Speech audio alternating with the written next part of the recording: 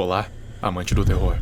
Há um tempo, eu fiz um vídeo falando sobre as backrooms em si, o que elas são, o que elas fazem, como você poderia acidentalmente cair lá através do noclipping e tudo isso. Naquele vídeo, eu citei os níveis principais, os primeiros que geralmente os viajantes vão se deparar na sua jornada por esse inferno, e um desses foi o 7, o que estou prestes a mostrar aqui. Só que apesar de já ter apresentado esse nível antes, como não tinha muito tempo, eu dei uma explicação rasa do que ele era, o suficiente para você conseguir entender, mas não muito detalhado a ponto do vídeo ficar longo demais. E eu resolvi trazê-lo aqui novamente, mas focando justamente nele, porque afinal, oceano e backrooms é uma coisa que combina muito quando se fala em níveis.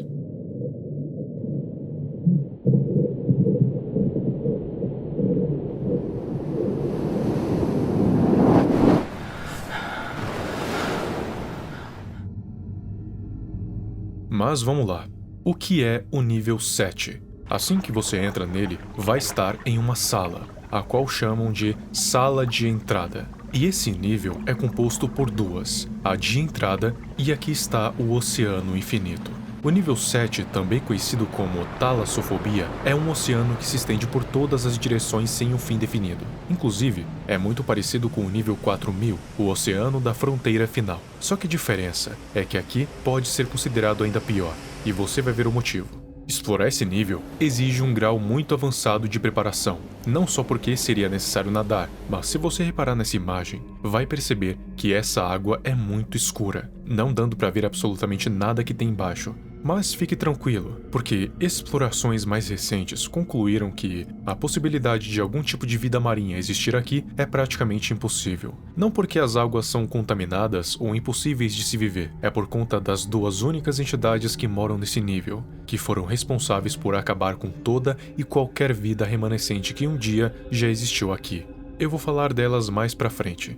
Então voltamos à sala de entrada. Ela é a de mais fácil acesso no nível 7, porque ela fica logo depois das escadarias que ligam ao nível 6, então é mais fácil você sair aqui do que direto no oceano, o que é muito positivo, já que vai ter tempo para se preparar. Ela parece uma sala de estar totalmente mobiliada, com uma estante encostada em uma das paredes repleta por livros de origem desconhecida, uma mesa de centro, uma luminária fluorescente no teto e uma única cadeira. O chão é coberto por um carpete muito parecido com aquele do nível 0. A única coisa que pode ser um problema com essa sala é o fato de ela ser inundada. O chão acarpetado é coberto por uma camada de água, mas felizmente não é muito mais profundo que uma poça d'água na chuva, então não é tão ruim assim, pelo menos comparado com o que vem a seguir: o oceano. Os viajantes que adentram essa sala devem estar preparados, porque o centro de gravidade dela e do oceano são opostamente diferentes. Parece que a sala foi construída no teto do oceano, e tudo o que está lá dentro é atraído para cima, pois o centro de gravidade é invertido. Mas a partir do momento em que algo sai dela, vai ser ajustado ao centro de gravidade do oceano, e a queda é de uns 4,5 metros. E considerando que você provavelmente vai estar a nado ou em um barco no oceano aberto, dificilmente vai conseguir voltar, então é bom ter certeza antes de sair da sala de entrada. Como dito antes, o oceano se estende por todas as direções e até então não conseguiram encontrar um fim para ele, pelo menos não na superfície. Ele é realmente como o mar das frontrooms, águas escuras, salgadas e que definitivamente não são boas para beber, afinal, são salgadas. Por mais que a Meg e outras organizações já tenham vindo aqui e vagado por esse nível, ainda assim é considerado praticamente inexplorado, já que quase nada se conhece dele. Até um tempo atrás, consideravam que era totalmente vazio, mas expedições recentes mostraram que existiam pequenas ilhas feitas com uma rocha desconhecida, mas que em sua grande maioria são desabitadas. Porém, não existe apenas a superfície para explorar, ainda existem as partes abissais desse oceano. Essas partes foram divididas em 4 zonas de acordo com o seu nível de luz, ou seja, cada zona tem o seu próprio nível de iluminação. Zona diurna é a área mais árida do oceano. Como o nome diz, é uma zona de luz diurna, sendo um pouco menos escura que a superfície, o que significa que existe um ponto abaixo do oceano infinito que é melhor iluminado que a própria superfície. Infelizmente, muito pouco se pode ser descrito sobre essa zona, afinal, como eu disse, fica nas áreas mais áridas. Zona crepuscular fica a cerca de 1 quilômetro abaixo da superfície. É uma zona mais escura e fria, mas ainda assim é perfeitamente explorável. De vez em quando, ossos soltos e peças de metal enferrujado podem ser vistos boiando pela água. Até mesmo esqueletos completos já foram vistos. Esses esqueletos não parecem ser de pessoas, e sim de criaturas humanoides mortas, com diferenças nas mandíbulas, que são enormes, e nos pés, que parecem terminar em nadadeiras. Fora os esqueletos de peixes anormais, cobertos de mordidas e arranhões. Não se sabe o que aconteceu para que todos esses animais fossem mortos, mas aparentemente foi um evento devastador. A pressão aqui é mais forte, mas foi constatado que, ao contrário do oceano das front rooms, nenhuma área da talassofobia tem pressão forte o suficiente para esmagar o corpo humano. Mas mesmo assim, por conta da falta de iluminação e clima extremamente frio, é recomendado que aqueles que forem se aventurar nas partes mais profundas não ficarem por muito tempo. Zona da meia-noite. 3 quilômetros abaixo da zona crepuscular. Aqui a luz praticamente não existe, e todos aqueles esqueletos mencionados da crepuscular também estão aqui, com o bônus de alguns esqueletos muito grandes, descritos pelos exploradores como sendo incompreensíveis. O abismo. Toda a parte abaixo de 7 quilômetros da superfície é considerado como parte do abismo. As águas aqui são congelantes, a pressão é intensa e não tem um pingo de luz. A exploração aqui é considerada extremamente perigosa, com o recorde sendo um pouco menos de 2 minutos, antes dos exploradores terem que retornar para a superfície. O fundo do oceano é composto por rochas e alcatrão, com um borbulhamento vindo de uma fonte completamente desconhecida. Fora isso, não se sabe muito mais sobre o abismo, exceto que existem alguns sistemas de cavernas subterrâneas que supostamente poderiam levar até o nível 8. Entidades nesse nível. Elas existem?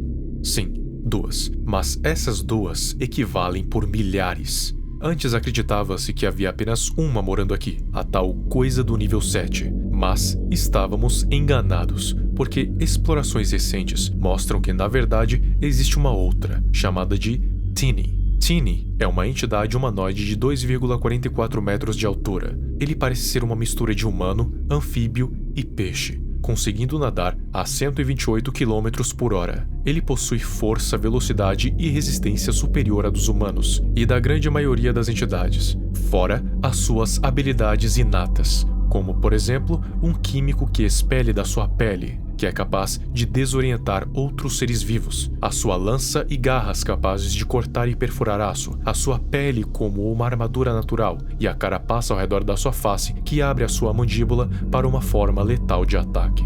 Dizem que ele pode sentir até o menor impacto na água em torno de 30 quilômetros. O método mais seguro de navegar quando ele está por perto é com um objeto capaz de fazer um barulho prolongado debaixo d'água, enquanto faz uma viagem curta, de preferência para longe dele.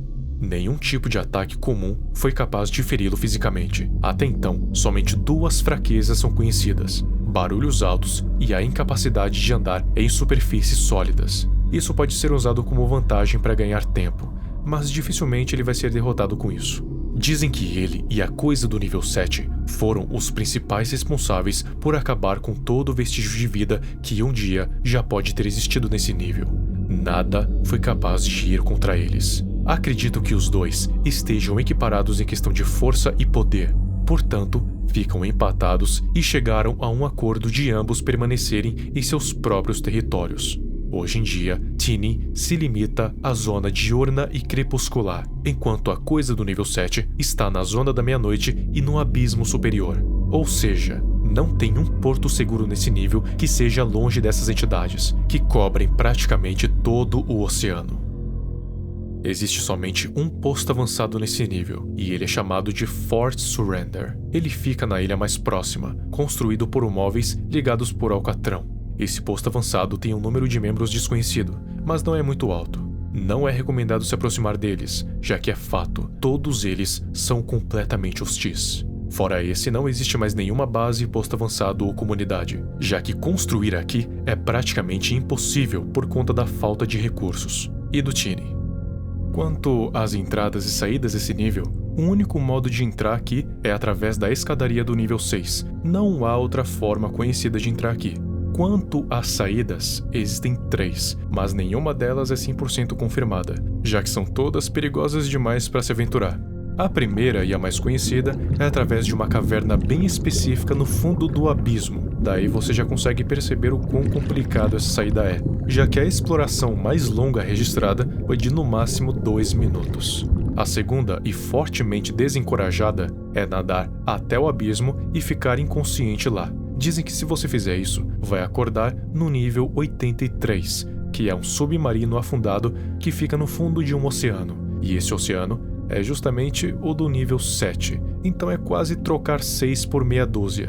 Quase, porque você ainda pode tentar encontrar a caverna. E a última saída, que foi descoberta recentemente, foi que, a 150 metros a oeste da sala de entrada e 150 metros abaixo da superfície, existe um sistema de encanamento e pilares de pedra em formato circular. E ao centro dessa formação, existe uma porta de madeira embutida em um chão de pedra. Essa porta te leva até o nível 9. Contudo, existem vários esqueletos soltos nessa área, o que significa que é um lugar onde o Tini costuma rondar frequentemente, então é recomendado que se aproxime com cuidado. De preferência, use alguma coisa que faça barulho para atrair ele para longe dali. Assim, você vai conseguir sair em segurança até o nível 9.